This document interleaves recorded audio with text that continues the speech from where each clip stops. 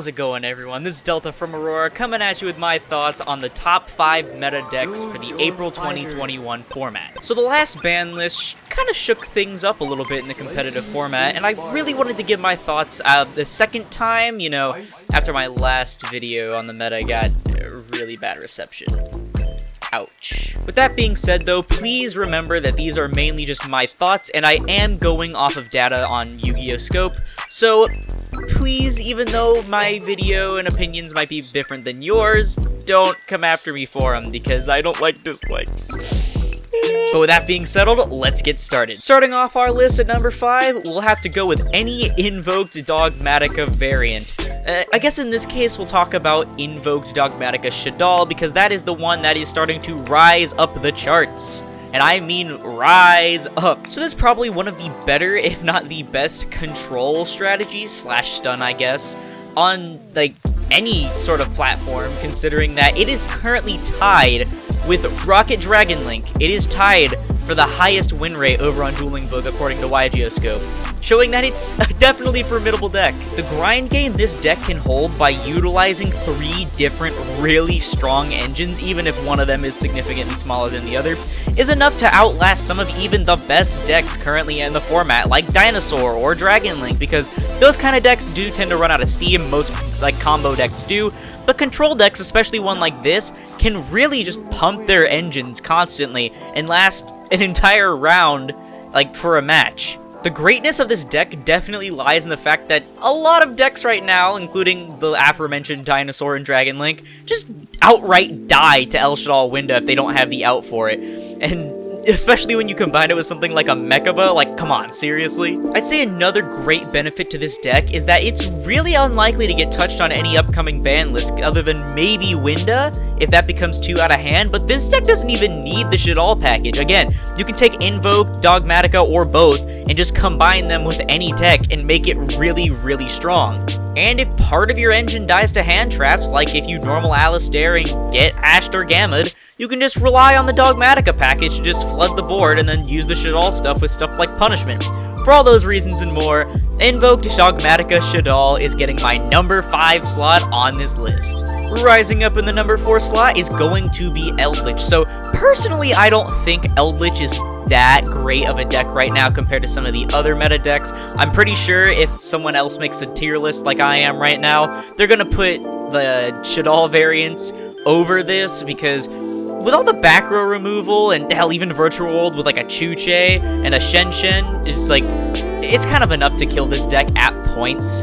But it's definitely not a bad deck for sure. Golden Lord himself is a really big body that can easily special himself, only outclassed currently in this format by Ultimate Conductor Tyranno. And if you combine 2 of them directly attacking and then going into a Gustav Max, that's exactly game. So a big thing about this deck is taking your Golden Land cards, your Elixers, whatever, and you take all your monster traps, you kind of like stall your opponent out and make them start dwindling their resources, and then you use Eldritch or whatever other engine you may be adding in with the deck, and then start to go for the kill.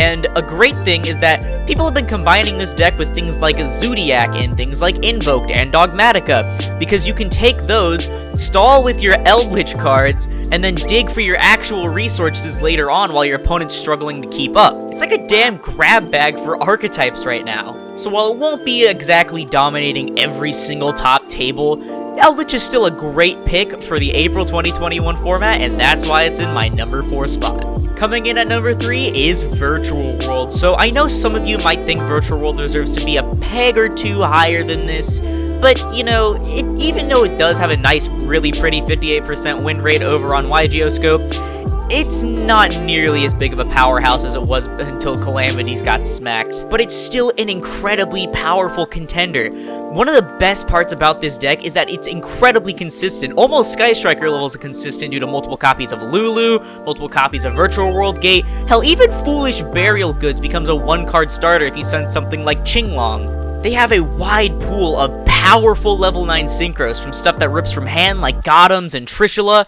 or even to things that can get rid of troublesome things in the field or help them dig through their deck, like Arcathes or Vermilion Dragon Mech. Not to mention their own built-in level 9 of the archetype, Shen Shen, which can literally, like Winda, win you some games, like the Eldritch matchup. There are about 2 main strategies for Virtual World right now, even though you can play it in a variety of different ways. There's currently the hand looping strategy, in which you utilize stuff like Trishula, Double X Saber Gothams, and Phantom Fortress Enter Blathnir in order to loop some cards out of your opponent's hand while maybe setting up a negate or two, or the more popular version, using cards like Ultima Altazulkian, the level 0 Synchro, and going into something like a Crystal Wing, while stacking on top of that a Red Eyes Dark Dragoon. Also, compared to some of the other decks currently in the meta, Dragon Link being over $1,000, this deck is incredibly cheap.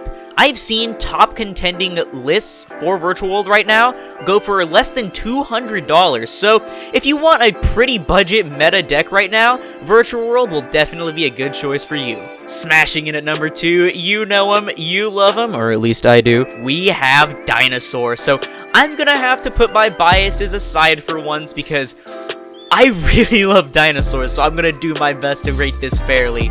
Anyways, Dinosaur right now is a crazy strategy, all because... Can you elaborate? Have you read Misk? And many of the top decks boards going first right now can be pretty easily broken by something like a Dark Ruler No More combined with an Ultimate Conductor Tyranno. That card's seriously on steroids. Even ignoring the board-breaking capabilities going second, going first Dinosaur can also utilize a lot of really good disruptions, such as a Tyranno, Evil's Ardolka, and even Abyss Dweller as part of one of its main combos, considering Abyss Dweller can, like, out every deck right now entirely.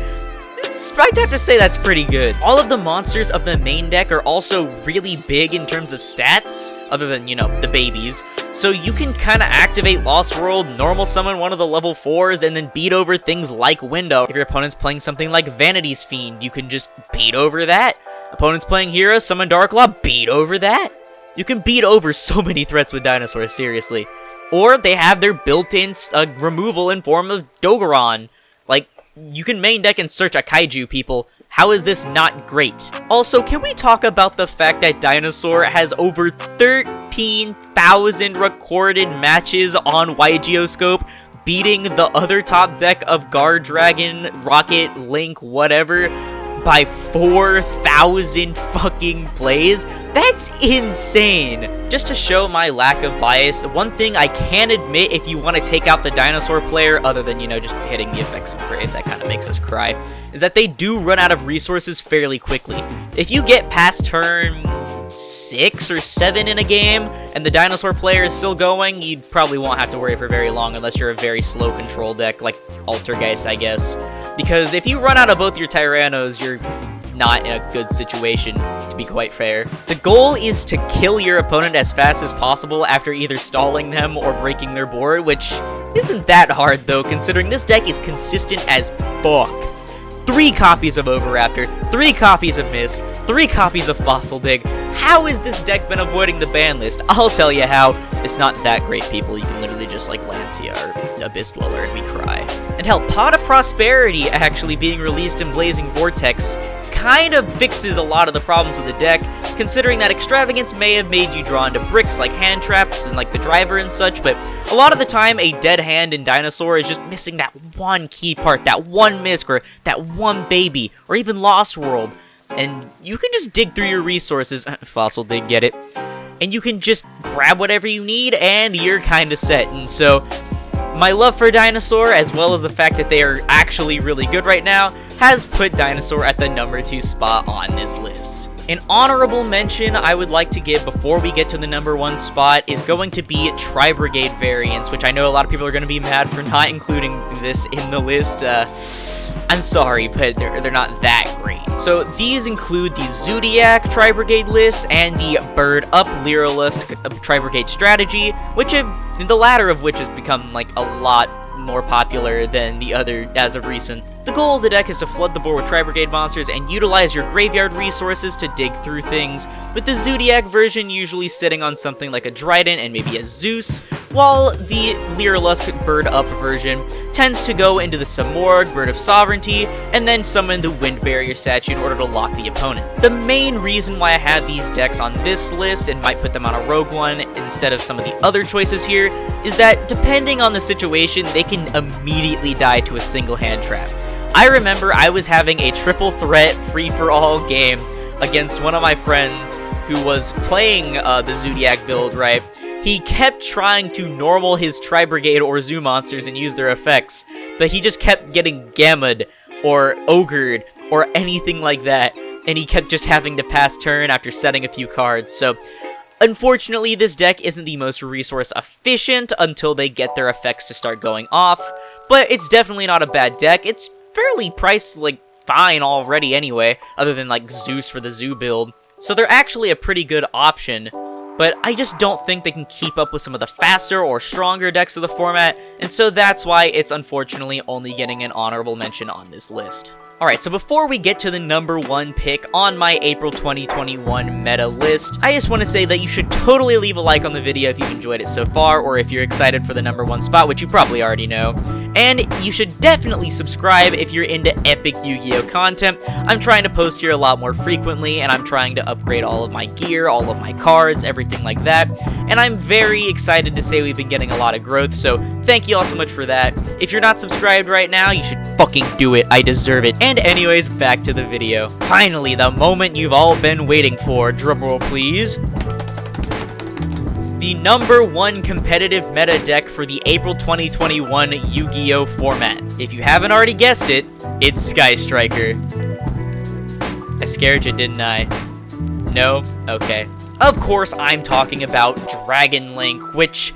does Konami have a dragon fetish or something? Because this deck is never hit on any lists ever almost. I don't even think an introduction is necessary because everyone and their grandmother has played against Dragon Link and cried because just another, I'm gonna jerk myself up for 10 minutes and you should break my board by the way, kind of deck. Not only can they make an array of disruptions and negates like a Savage Dragon, 2 Hieratic Seal of Heavenly Spheres, and other bullshit like Dragoon, but they can also Buster Lock right now, which I'll definitely have a deck list on that coming very soon, by the way. I just gotta get one of my friends at the card shop so we can go ahead and record that, but they can Buster Lock off of 1.5 cards. It is a 1.5 card combo, and the amount of extenders and searchers and everything this deck has is just absolutely ridiculous because all dragons were just never made with future proofing, huh? It just really shows how incredibly unfair and toxic some decks can be off of even a single card like Black fucking Metal Dragon. The deck is just such a powerhouse with its consistency and sheer raw power that every format, even if it's not number 1 or even top 5, it always manages to sneak a few wins in, even if cards are touched on the list, as we saw with the little dragons getting hit. Honestly, I really don't have much to say here other than, just pack your hand traps and pray you win the die roll. Alright, so that's gonna have to do it for my video on what I think are the top 5 meta decks for the April 2021 Yu-Gi-Oh format. You should totally go ahead and leave a like on the video if you did enjoy it, or if you found it informative. Comment down below if you think I missed anything. Don't come at me, Cyber Dragon players, shut the fuck up. Or if you think something I had on the list was incorrect. And please be sure to subscribe if you're interested in seeing me cover more amazing Yu-Gi-Oh content here.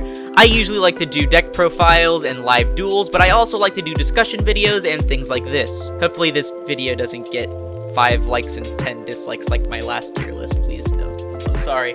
No, what are you doing? No! But without further ado, that's gonna have to do it for the video. Thank you all so much for watching, and this is Delta from Aurora, signing off.